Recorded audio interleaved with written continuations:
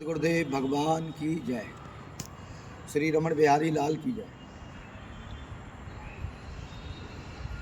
हमको जो भी समझ में आया है, अपना भाव, निज भाव, गुरु कृपा से इस प्राणी के आत्म कल्याण के लिए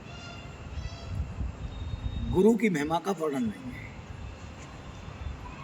जो गुरु इस प्राणी को दे देता है, संसार में कोई दूसरा नहीं दे सकता।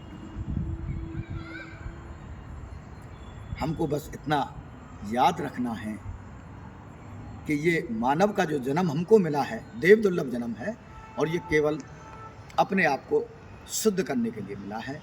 इसमें गुरु का ही रोल है।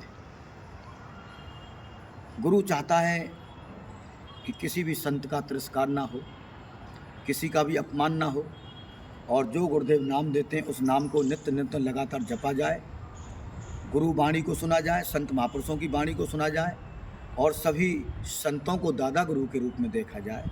किसी संत के लिए भाव कमज़ोर नहीं करना चाहिए, क्योंकि ये सभी संत और सभी भक्त भगवान के मुकुटमणि हैं। ऐसा हमको समझना चाहिए हृदय में कि हमारी उन्नति जहाँ रुकती है, गुरु दीक्षा ले ली, गुरु मंत्र ले लिया, गुरु का जाप कर रहे हैं, मंत्र का जाप कर रहे हैं, लेकिन जीवन में महापुरुषों की वाणी को नहीं सुन रहे, धर्म ग्रंथों का स्वाध्याय नहीं कर रहे, तो उससे हमारी हृदय में जागृति इतनी जल्दी नहीं होती, क्योंकि अनेकों प्रकार के अपराध बनते रहते हैं। एक्चुअल में महापुरुषों ने यही बताया कि उन अपराधों से बचने के लिए हमको सत्संग श्रवण करना चाहिए और महापुरुषों की वाणी सुननी चाहिए, ताकि हम अपने निज सच्चिदानंद स्वरूप को पहचानें और जीवन जीने की कला के साथ अपनी ज़िंदगी को जिएं, साधु संतों के चरणों में आश्रय रखें और गुरु को भगवान से भी बढ़ करके समझें। जिस प्राणी का भाव ऐसा हो जाता है, वह मंजिल को जीत लेता है, भव से पार हो जाता है, तीनों प्रकार के ताप, दैहिक दैविक भौतिक तीनों ताप से मुक्त हो जाता है, एवं जरा जन्म मृत्यु व्याधि इनसे दूर हो जाता है।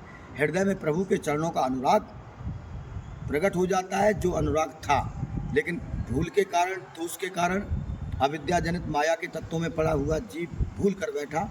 इसने गुरु ने आकर के ऑपरेशन कर दिया, आत्म तत्व को चमका दिया, अंदर के हीरे को चमका दिया। ये प्राणी जो है वो बन गया, निष्ठ सनातन जीव बन गया और नारायण का रूप ही हो गया। ऐसा हम महापुरुषों की कृपा से समझे हैं।